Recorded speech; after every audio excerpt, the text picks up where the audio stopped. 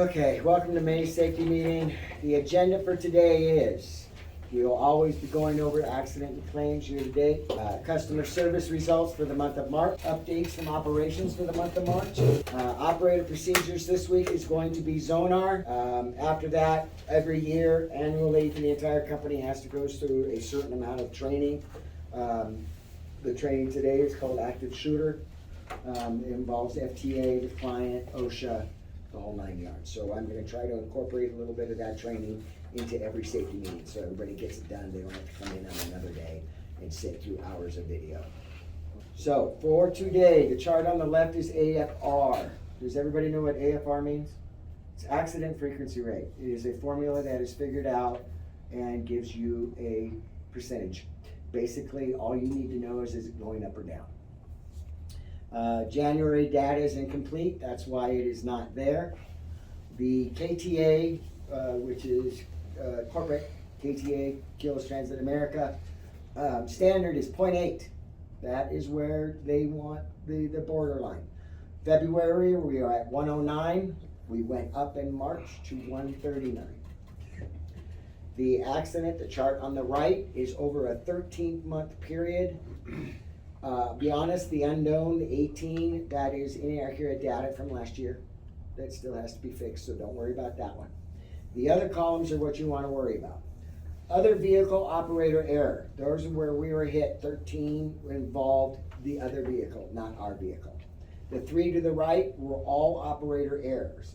We have non-motorist violation error. That means like passenger falls, that kind of thing. It's you're not moving. Okay, failure to identify hazard and react to hazard. That is fixed objects hitting poles, hitting a bus, parked vehicles, that kind of thing. Improper lane usages, lane changes. Over too far on one side, over on the other one, moving into the other lane and hitting another vehicle. Okay, that is 30. That's 26 alone in that category. That is quite high. The March, most of those, why they've gone up, was all operator error. We had a lot of hitting parked cars on the right-hand turn. We had hitting poles, hitting fence, those kind of things. It's gonna tell you, remember, you're operating at the minimum a 30,000-pound piece of equipment. It's large. Leave stuff from home at home. When you come on duty, you are focused, you are in that coach, and to be aware of your surroundings. Okay, there's no excuses for any of these accidents. So with that being said, we're gonna move over to customer service. These are comments from March. Tanya contributes these. Last month we had customer services as well. This month we have operations as well. Every department, I am trying to get them on board with reporting everything that happened the month before, so you guys can understand what's going on a month-to-month basis, where we need to focus as operators and management, okay? No problem. So, top March comments by type. This one shows all. They show the invalid, which is there was a customer complaint that after investigation was proved to not to be correct. We have the unknowns. The unknowns are usually either lack of video, lack of information on the customer complaint, like bus number, date, time, whatever. For some reason, they can't research it. Comes to a dead end. Then we have valid. Okay. Pass-ups are still high. If you remember last month, it was high as well. But here's the difference between this month and last month. Pass-ups were 17 last month. We have 7 this month. So pat yourselves on the back. You guys are doing a good job. Somebody paid attention. Okay? So we are going to focus on the column is called driving. We have 5 complaints. These complaints originated from speeding in school zones. We had a couple of those. Pay attention to the marked flashing lights and the unmarked school zones. They're sign only, 15 miles an hour. Okay? Remember to always use your blinker when changing lanes or pulling away from the curb. Avoid making last-minute turns or hard braking to stop lights and bus stops. This can cause passenger injury. You know, you get somebody that for some reason maybe has a baby in one hand, holding on to a toddler in the other, they can't, you know, you get caught off guard, they're paying attention to the kids, they can roll forward, hit their mouth, hit their face on the pole or, you know, seat in front of them. Elderly, you know, they don't have a lot of strength, they may be caught off guard, slide out of the chair, hit the floor, that kind of thing. Yield right away on left turns for pedestrians and crosswalks with the green light. That was another big one. Meaning somebody wasn't paying attention, the pedestrian had the right of way, they were walking on the green and we tried to cut them off. Okay? And remember the other one, share the road with a bicyclist. Give them plenty of room. We went over that last month. Okay? Which was what I just went over. Okay, so the operations agenda. What we're going on for this month is a guide to schedule adherence, the top 5 early routes for the month of March, and update you again on the shared stops for the Virginia line and the Route 1. You gotta remember to pay attention to your transit master. Speed must be governed to arrive at the time point safely and on schedule. You do not want to depart time point layovers earlier than the scheduled time. Okay? Do not arrive at a time point more than 1 minute ahead of the scheduled departure time. This is keyed off. The little trick to this is it does happen. You try to monitor it, but sometimes you have a light passenger load. You get ahead of schedule by like 4 minutes. You come up to the bus stop before the time point, stop and wait there. It's a good place to catch up on time and then depart 1 minute before the time point. Because as soon as you get to that time point, the GPS, you can correct me, whatever it is that clicks it off that you've gotten within range of that time point, that is time stamped. So if you arrive 4 minutes early to the time point, even though you wait there and leave on time, you are running hot because it clicked you when you come in. If passengers give you a hard time, you're adhering to your time schedule. Exercise good judgment in an effort to provide timely service. Here's the top 5 early routes for the month of March. 12.6% on the Route 18. 12.2% on the 26, 11.7% on the Route 9, 11.13% on the Route 4, and 10.3% on the Route 12. Now, I believe these percentages are on the 24-hour period. So I know in peak schedules, when you're on, you know, there's other shifts that are on peak schedules that they run behind. But this is not just that time period. This is the entire 24-hour period. So it's basically, my assumption is basically when there's less of a passenger load that people are blowing and getting ahead of schedule. So again, we're gonna go over the Virginia line and the Route 1 shared bus stops. They are Liberty Street Station outbound, LaRue Avenue Station outbound, Virginia Street and Brinkby outbound, Virginia and Peppermill inbound stop, Plum Lane Station inbound stop, and Regency Way Station inbound. These are the Route 1 and Virginia line shared stops. I do understand, I heard from Rick that there's some signage issues on some of the stops, that they are addressing that. Whether it needs to be added to Route 1 or taking the Route 1 sign that's posted someplace else down. I've had maintenance complain that the problem is personnel, they are not getting the Zonar usage. Okay, Zonar is required. Okay, it's an electronic logging device. It is accepted by DOT. So you are required to do a pre-trip and a post-trip. We'll go over a little bit about the post-trips in a second. But it is required. The only time that you would not use the Zonar is if there's no Zonar handheld on your coach. I have heard that people are going to other buses and using the Zonar and then putting that Zonar handheld back in the bus. That is incorrect. It triggers the bus. No, it's not that. Mm-hmm. You can use any Zonar on any bus. But you have to keep it on that bus. But you have to keep it on that bus. That's the key, because if you get pulled When you over, put it, yeah. you have to have the reports, and the reports are stored in that handheld. Mm-hmm. So if you don't have the handheld, it makes no use to you going over there and doing it. You do it for us because we got the record, but if you got pulled over and they wanted your pre-trip inspection, you don't have it. So as far as the police are concerned, you didn't do it. Okay?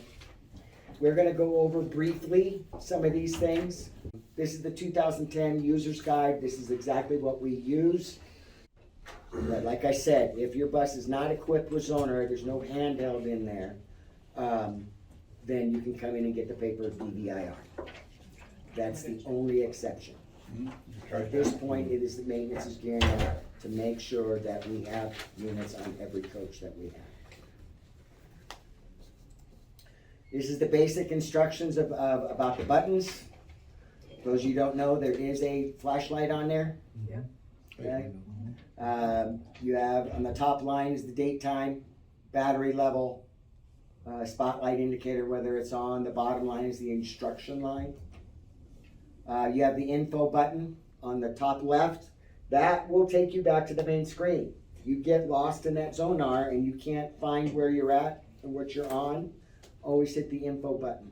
I know a lot of people go back and reread the tag. It takes longer to do that. If you hit the info button, then it goes only about halfway back, which usually you can find your way back on it. Okay, you have the left, up, down, and right arrows. You have the power button, and then of course the light. You have the enter button, which will scan the tags or enter the mileage. You have the light button, which will turn on the spotlight. It's very obvious, the up, down, right, and left button. Red will answer no to a question or the condition.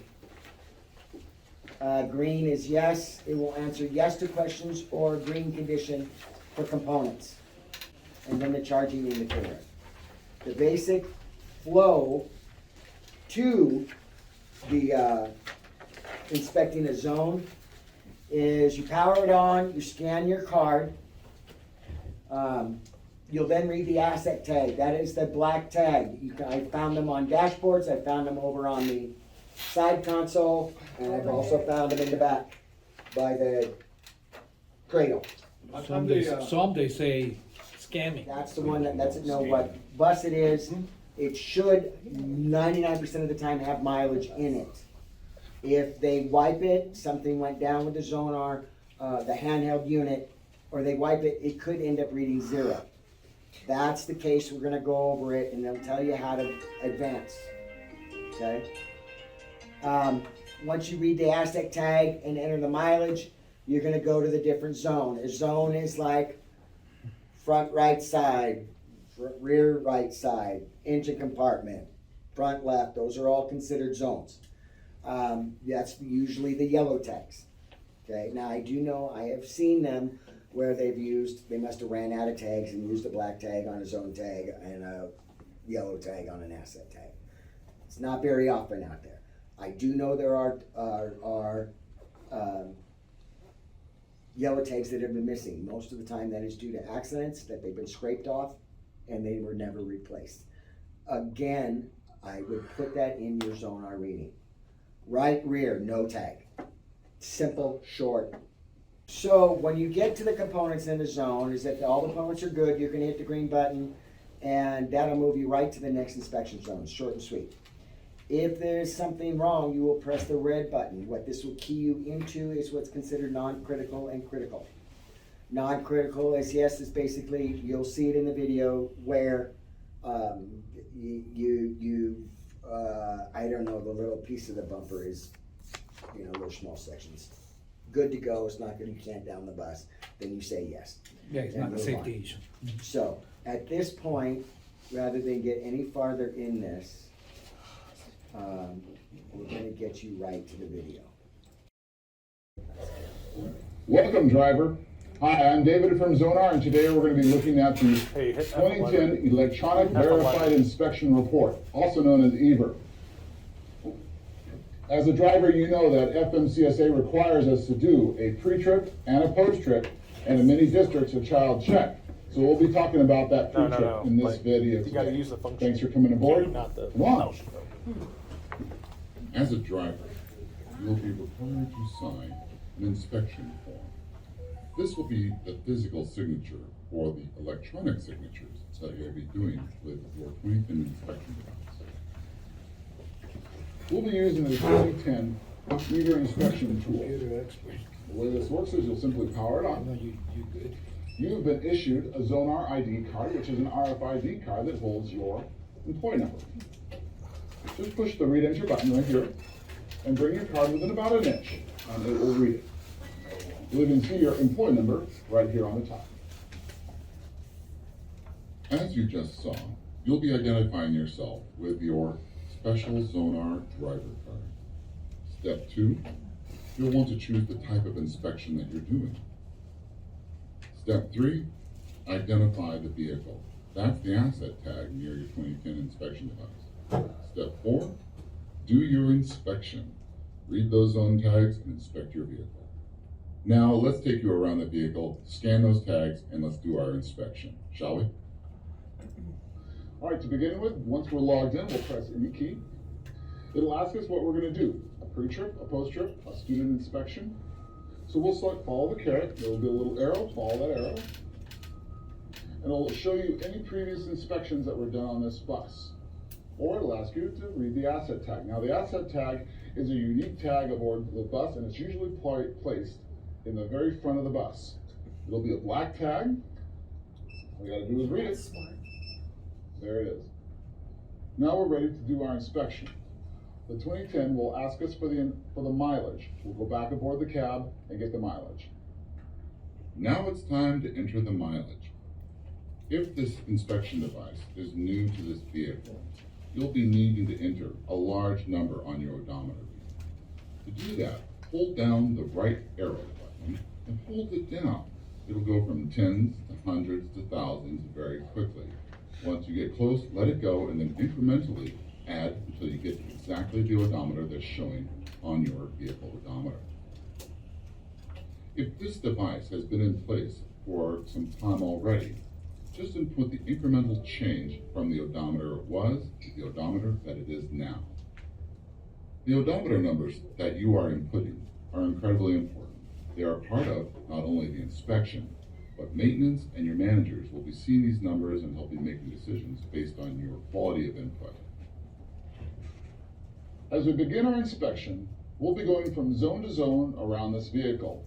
We have 3 different labels that we use for each zone. The first label is green or good to go. Everything is operational. The second and third are for non-critical and critical defects. The non-critical defects are for the things that show signs of wear, things we want to let maintenance know that something's going on with this bus that we want them to know about. But the critical defects are for the issues on the bus that down the vehicle, make it unsafe to drive. Zonar uses an easy metaphor for you to remember: a stoplight. Red meaning it's critical defect or it's out of service. Yellow means it's a non-critical defect or meaning proceed with caution. And finally, G meaning no defects. Green, it's good to go. To begin your inspection, you will want to look for the marigold tags located around the bus. To scan that tag, push the read enter button, bring it within about an inch. It will show you the entire listing of the areas that you want to inspect while you're in that zone. Let's take a look. As you do your inspection, you will come across the zone list. Each zone will be populated with a question mark, but as you do your inspection, they will be updated with G, Y, or R as each zone is completed. When they're all done, there should be no question marks and they should be populated with one of the 3 letters. So we're now in the front right part of the bus. To do an inspection, read the zone tag. My favorite part of these 2010s is we have a nice big built-in flashlight. Just push the button, and there we go. Let's take a look. Real handy on a dark morning. Looking good. Hit the green button, and that zone is complete. As you saw in the video, the right front was good to go. By pressing the green button, all components in the right front zone are good to go. Press the green button.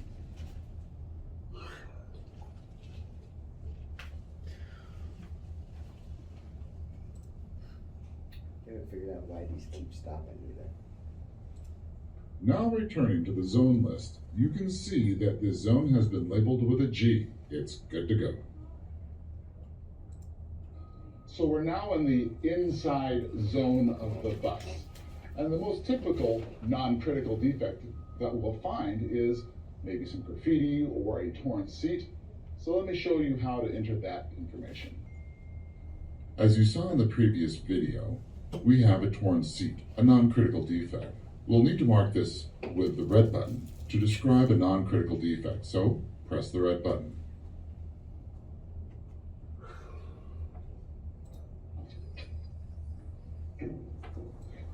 Now let's inspect the engine compartment. Let's say during our inspection that we find that the oil is low. Well, that's a critical defect. I can't roll on low oil. So let me show you how we enter that.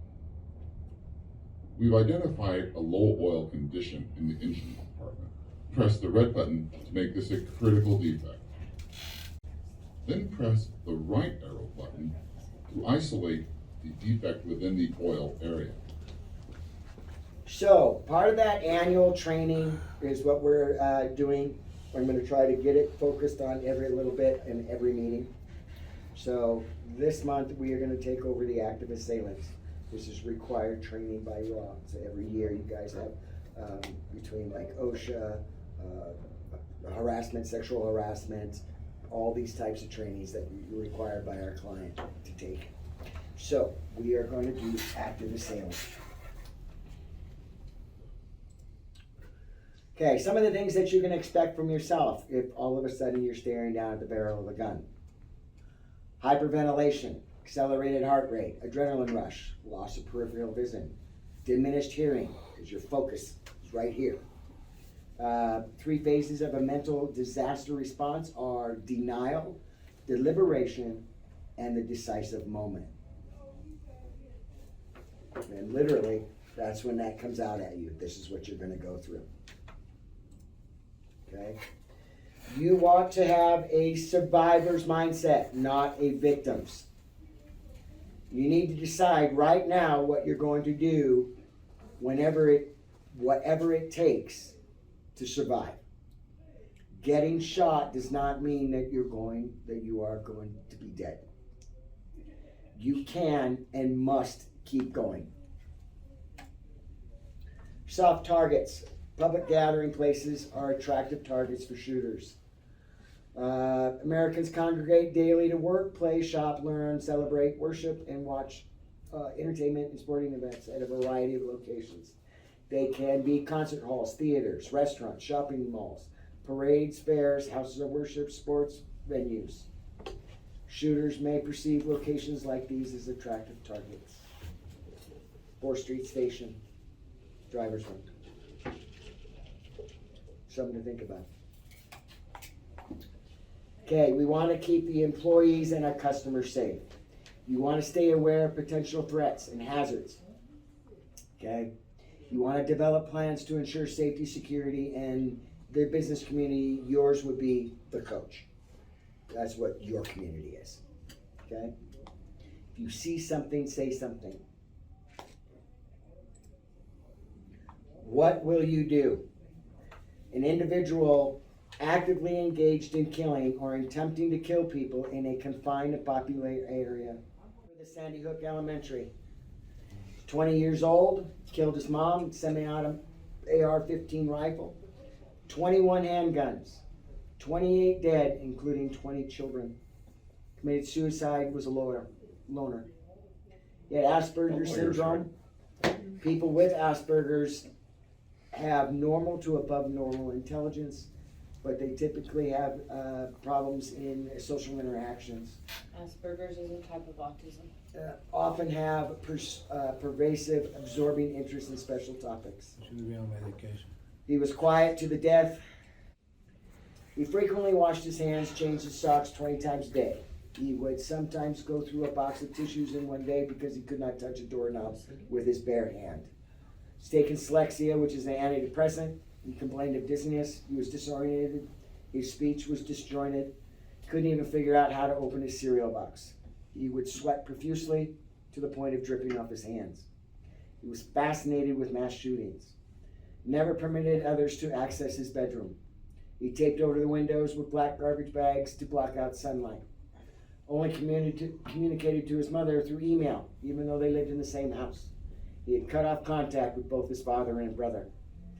Total isolation in his room, at home, spending most of his time on the internet playing World of Warcraft and other video games. Some other active shooters was Anthony. He attended a company picnic. This disgruntled employee of the Venetian Hotel Casino, without warning or provocation, pulled out a handgun, shot the casino vice president at point blank range. He killed her. He then shot and critically wounded the executive director. Another one at Virginia Tech University, 32 people died after being gunned down on the campus. He was a student at the college who later committed suicide. He had angry and violent writings made for certain class assignments, has raised concern among some of his professors and fellow students. The Pulse nightclub shooting, 29-year-old security guard killed 49 people and wounded 53 others. In a 911 call shortly after the shooting began, he swore allegiance to the leader of Islamic State of Iraq. We have Aurora, Colorado, killed 12 people, injured 70 others at a Century 16 movie theater. He had no criminal background before the shooting occurred. He had met with at least 3 mental health professionals at the University of Colorado before the massacre. One of them, who was informed by Holmes of his homicidal thoughts, considered placing him on involuntary mental health hold, but decided against it, noting that her belief that he was borderline and that commitment would only inflame him.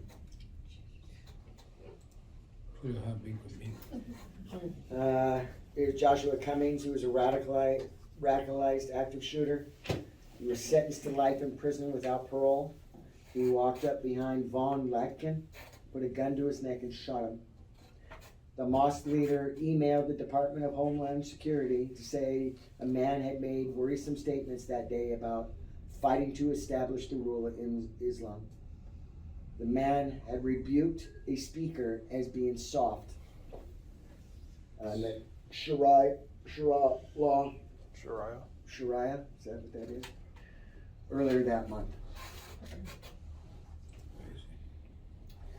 Active shooter situations are unpredictable and evolve quickly. Typically, immediate deployment of law enforcement is required to stop the shooting and mitigate harm to the victims. I'll let you go ahead and take a look at this. There's a lot of data here.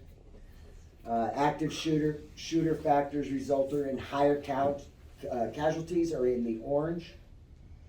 What the active shooter response should be is around there in the blue. At 160 active shooter events, 16.4% average attacks per year, 1,043 were killed or injured, and 80% of those attacks occurred in commerce, government, or an educational building. That's what we do. 4th Street, here. Okay. Don't piss off anybody. If I had noticed that this was the wrong color, it's actually writing up there that says, active shooter situations are often over in 10 to 15 minutes before law enforcement arrives on the scene.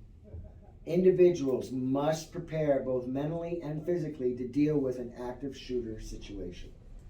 That's what this training course is partially about. Most active shooters use firearms without any pattern or method to the selection of their victims.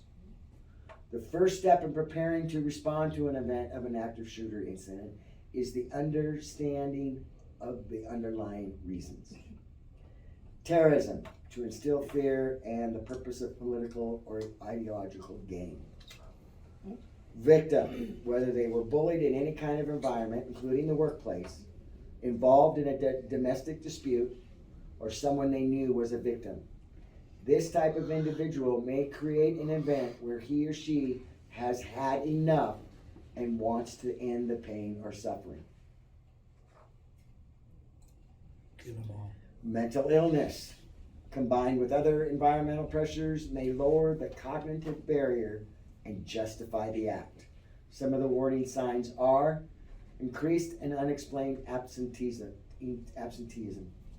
noticeable decline in appearance or hygiene, more withdrawn from work activities or coworkers, overreaction or resistant to changes at work, noticeable mood swings and emotionally unstable responses to others, explosive outbursts of anger or rage, unfocused behavior that appears to be due to alcohol or drug use, discussions of personal or financial problems, suicide, paranoia, violent crimes, and or firearms.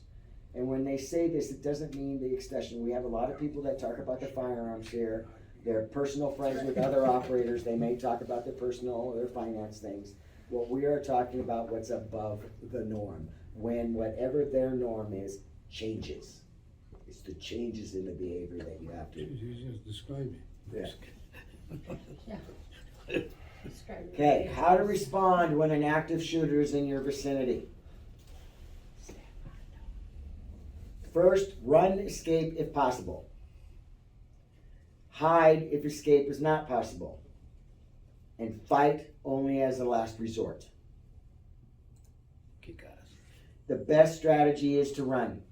The goal is to create as much time and distance and place as many barriers and obstacles to running away, including identifying where the attack is coming from, and ensuring that you'll be able to get out with a reasonable expectation of success. You want to have an escape plan in mind. Now, these things are all very quick. You know, you could try to think about it like in the driver's room. What if they came in from, the walkway through dispatch? What if they came in through that door? What if they came in through these doors? Where would you go? If there's MODs and mods and senior management behind a door, sometimes that door is locked, sometimes it's open.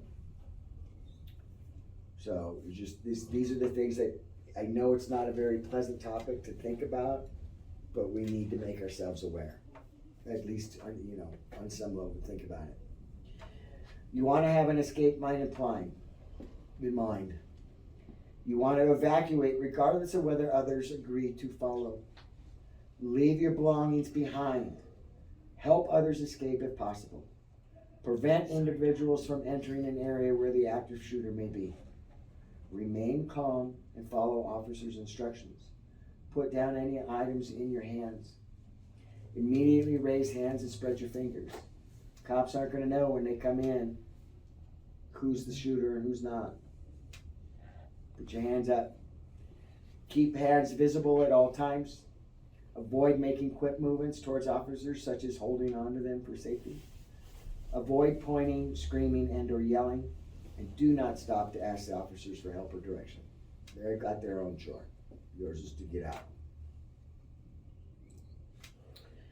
To prevent an active shooter from entering your hiding place, hide, lock the door, barricade the door with heavy furniture, whatever's around.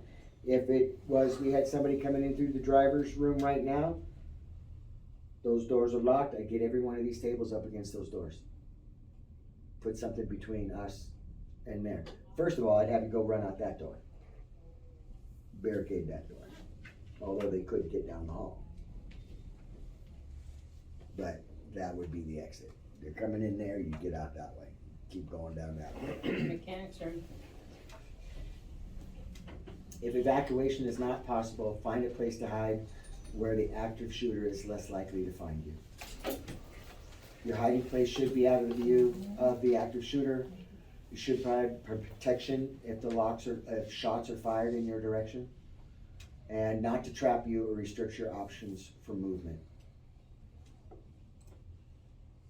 Once you feel you are in a safe place, call 911. Report everything you know about the threat, the location of the shooter, the number of the shooters, physical description, types of weapons, injured victims and their locations, and any other information you have. If the active shooter is nearby, lock the door. Turn off any source of noise, radios, televisions, turn off your phone. Hide behind large items, cabinets, desks. Remain quiet. Do not, under any circumstances, open the door until you are certain that the person on the other side of the door is a peace officer. There have been incidents in the past where active shooters have worn police-style uniforms. The last resort, fight. When your life is in imminent danger, attempt to disrupt or incapacitate the active shooter by acting as aggressively as possible against him or her. Throwing items, improvising weapons, yelling, committing to your actions.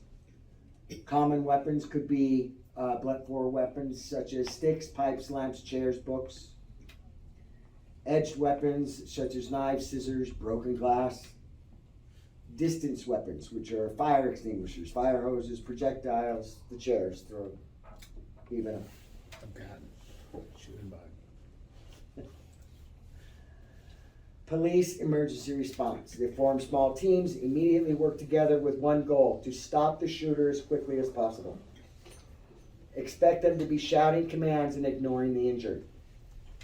Once you are in a safe location or assembly point, you will be asked to remain there to provide authorities with any additional information based on what you have witnessed during the incident. Do not leave the area or allow the co-workers to leave until the authorities have instructed you to do so. Do your part to keep everybody calm. And these are basics, what to do if the active assailant is on your coach. Immediately take action to safely stop your coach and secure it. Open all doors. Instruct all passengers to exit coach with you. When you are at a safe distance from the coach, call 911. If you make it. More than likely, if there's somebody brandishing a weapon in the back of the bus, before you even get that coach pulled over, they're gonna be banging on the doors to get out. You'll probably be the last one off the coach. Yep. All men for themselves. I have one thing to go over here that I think I skipped it. The last one on the Zonar. I missed this one. From the RTC contract, section 203B, paragraph 16, vehicle operators prior to beginning revenue service shall inspect their assigned vehicle daily in a timely manner before pulling out of the yard in accordance with federal, state, and RTC requirements and the contract procedures, which is GILIS. DOT, section 396.111A, requires every driver to prepare a DVIR, or Zonar, electronic device, at the completion of each day's work on each vehicle operated. That is post-trip. Here is the reason why. Post-trip inspections ensure that the mechanics have time to repair the damaged vehicles. I've already checked with maintenance. They pull the post-trips so they can repair the vehicles at night for the morning rollout. The number one problem we have at this facility is post-trips are not being done on a large scale. I don't have the data, but it is a large scale. It is required to do pre-trip and post-trip. If you come back late, put in an exception for it, but that post-trip is required. You should be doing it if it's at night in the vault, pull it up in line, do your post-trip, get back in, pull it up a little farther, get out. It is required. The pre-trip provides prevents you from rolling out with a vehicle that suffered damage that no one noticed at night. The post-trip, on the other hand, can prevent costly delays and make it easier to move your buses out on time. Okay? That'll help the morning rollout. None of you like getting in an assigned coach that's got something wrong with it. Makes you late. They may not switch it out, and they end up calling the mechanic out there and having to repair it. This is how critical post-trips are. Maintenance runs those reports at night to fix the coaches at night. That's what they're using. And if the data is not there because you guys didn't enter it, then it gets skipped. So the best help that you can is by providing those post-trips for the maintenance to get the coaches repaired. With that being said, thank you very much.